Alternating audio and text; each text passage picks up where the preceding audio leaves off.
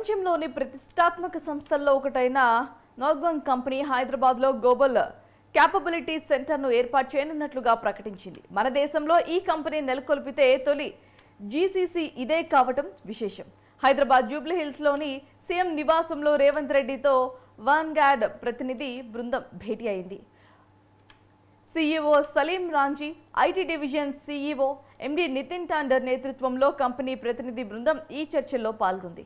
మరి ఈ సందర్భంగా హైదరాబాద్లో జీసీసీ ఏర్పాటు నిర్ణయాన్ని ఆ సంస్థ ప్రకటించింది. ఈ ఏడాది చివరి నాటికి హైదరాబాద్లో తమ కార్యాలయాన్ని అధికారికంగా ప్రారంభిస్తున్నట్లుగా తెలిపింది. ఇక రాబోయే 4 ఏళ్లలో 2300 మంది ఉద్యోగులను నియమించుకోవాలని లక్ష్యంగా నిర్ణయాలు తీసుకున్నట్లుగా తెలుస్తోంది.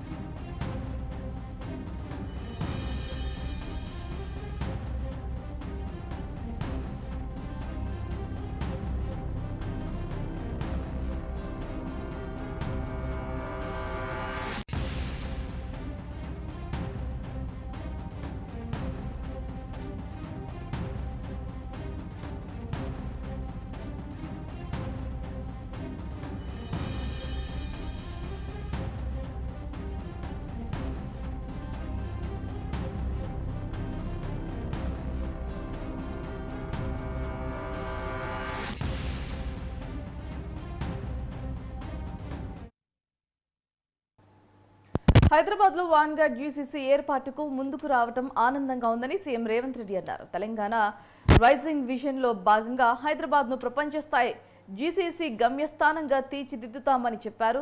వాన్గార్డ్ రాకతో ప్రపంచ స్థాయిలో హైదరాబాద్ మరింత బలపడుతుందని తెలిపారు. మన దేశంలోని ప్రతిభను ఉపయోగించుకోవడానికి సాంకేతికత నిపుణులకు ఉద్యోగ అవకాశాలు మెరుగుపరిచేందుకు ఇది ఉపయోగపడుతుందని చెప్పారు. ప్రభుత్వం తరపున తగినంత సహకారం అందిస్తామని కంపెనీ ప్రతినిధులకు భరోసా ఇచ్చారు.